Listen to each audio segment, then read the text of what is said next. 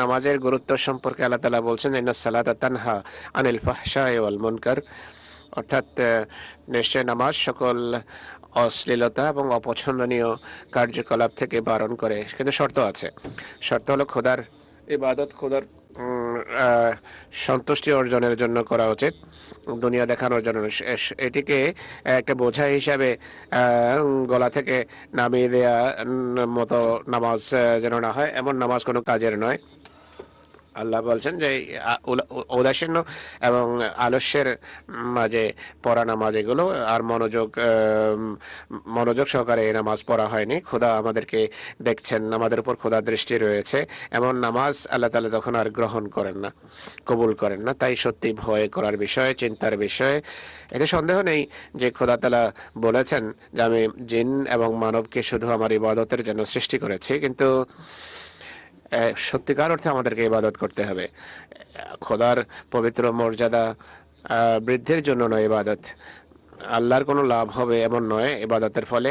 খোদার পবিত্র মর্যাদা এর ফলে উঁচু হয় না, বরং যে ইবাদত করে তার ইহ এবং পরকাল সুনিশ্চিত হয়, সুন্দর হয়। কেননা আল্লাহ তাআলা অন্যত্র বলেছেন, তোমাদের ইবাদতের আমার কোনো প্রয়োজন নেই, বরং তোমরাই আমাকে ইবাদত করার মুখাপেক্ষী, তোমাদের লাভ এতে। তাই আপনারা, যাদের হাতে ভবিষ্যৎ প্রজন্মকে গড়ার দায়িত্ব, আপনাদের কাজ হলো নিজেদের ইবাদতের সুরক্ষা করা, ইবাদতের রক্ষণাবেক্ষণ করা, নিজেরা ইবাদতকারী হওয়া, আর সন্তানদের জন্য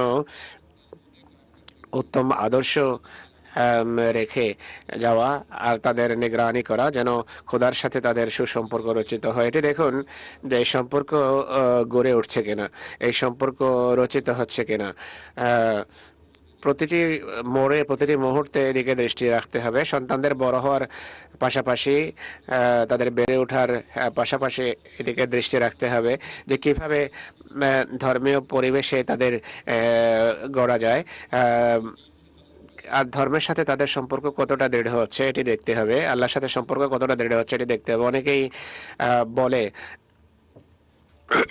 বিশেষ করে মায়েরা এটি বলে থাকেন, প্রায় সময় দেখা গেছে যে একটা বয়স সন্ধিতে গিয়ে সন্তানরা সেভাবে ধর্মের প্রতি মনোযোগ দেয় না যেভাবে পূর্বে মনোযোগ ছিল। 13, 14, 15 বছর বয়স মেয়েরা বেশিরভাগ ক্ষেত্রে ধর্মের সাথে সম্পর্ক রাখে, কিন্তু যখন যৌবনে উপনীত হয় হঠাৎ করে জামাত থেকে দূরে চলে যায়, ধর্ম থেকে বিচ্যুত হয়ে যায়, আল্লাহর সাথে সম্পর্ক ছিন্ন হয়ে যায়, তাদের সমাজের নোংরামিতে লিপ্ত হয়। অনেক ছেলে মেয়ে সাবালক হয়ে এমনটি করে। এখানকার আইন তখন তাদেরকে স্বাধীনতা দিয়ে থাকে, তখন তারা ঘর থেকে বেরিয়েও যায়। মেয়েরাও আছে তাদের মাঝে, অনেক ছেলেও এমনটি করে। যাই হোক, পিতামাতা যে বলে যে জানি না কেন এমন হয়, হুজুর বলেন, আমি পূর্বেই বলেছি যে এর মূল কারণ হলো সন্তানদের সাথে পিতামাতার সঠিক সম্পর্ক থাকে না। এই কারণে একটা বয়ঃসন্ধিতে গিয়ে বাইরের পরিবেশে প্রভাবিত হয়ে নিজের পরিবারের মান সম্মান, ঘরের মান সম্মান এবং তারা ভুলে যায়, অবজ্ঞা করে, আল্লাহকে ভুলে যায়, আর মনে করে বাহিরের জগতেই, বাহিরের রঙিন জগতেই সবকিছু।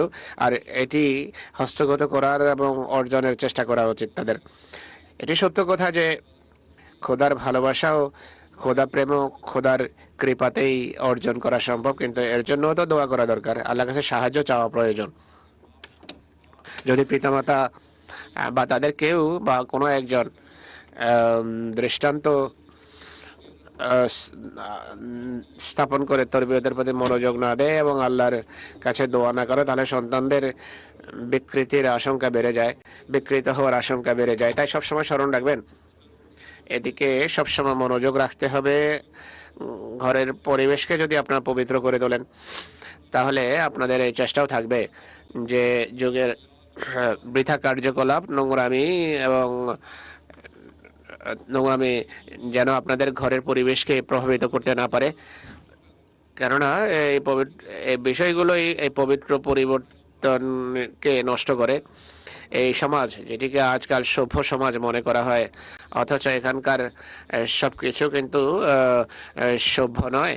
উন্নত বিশ্বের সবকিছু সভ্য নয়। অনেক এমন কথা শেখানো হয় যে যা স্বাধীনতার নামে সভ্যতা থেকে দূরে নিয়ে যায় মানুষকে, নৈতিক গুণাবলী থেকে দূরে নিয়ে যায়, পাপে নিমজ্জিত করে, পাপে ঠেলে দেয়। এরাই যারা এখানে উন্নত আখ্যায়িত হয়, তারা বৃথা কার্যকলাপের নোংরামিতে লিপ্ত, পাপে নিমজ্জিত, আর এগুলোকে তারা স্বাধীনতা মনে করে।